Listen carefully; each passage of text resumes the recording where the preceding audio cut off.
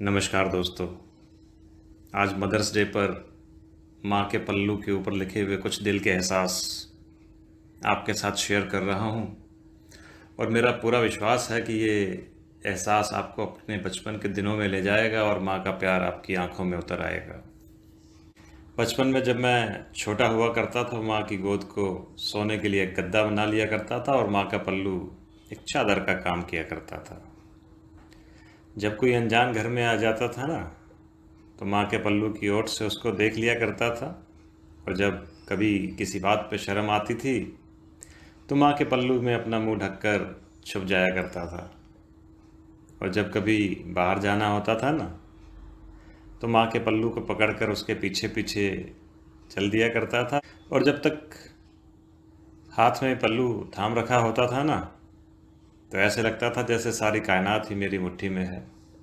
जब मौसम में कुछ ठंडी हुआ करती थी तो माँ अपने पल्लू में मुझे चारों तरफ से लपेटकर ठंड से बचाने की कोशिश किया करती थी। और जब बारिश होती थी तो पल्लू से ढांक लिया करती थी।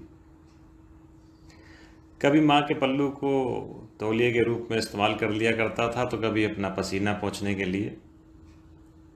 और सच कहूँ दोस्तों, जब बाहर से मैं खेल के गंदा होके आया करता था ना, मिट्टी में सन के, तो माँ इसी पल्लू से मेरी साफ सफाई भी कर दिया करती थी।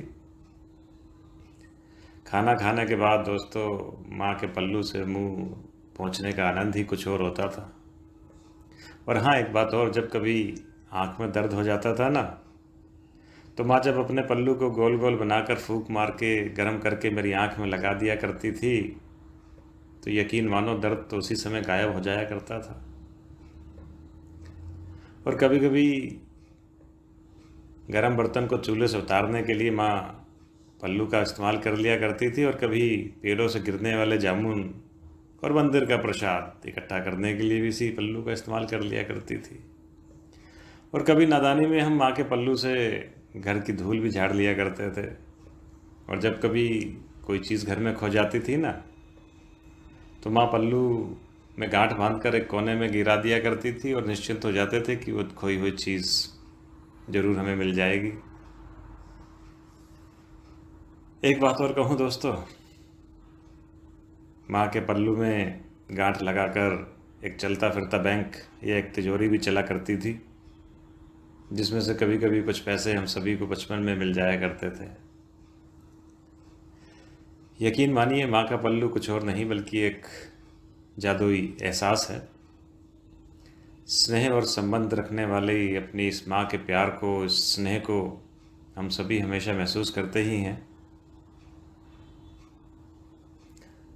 एक गुजारिश करूं दोस्तों आपसे, ये वीडियो आज की इस नौजवान पीढ़ी के साथ ज़रूर शेयर करना, ताकि उन्हें भी इस माँ के पल्लू से प्यार हो जाए और वो प्यार उनकी आंखों में उतर आए। बहुत बहुत धन्यवाद आपका। Thank you very much.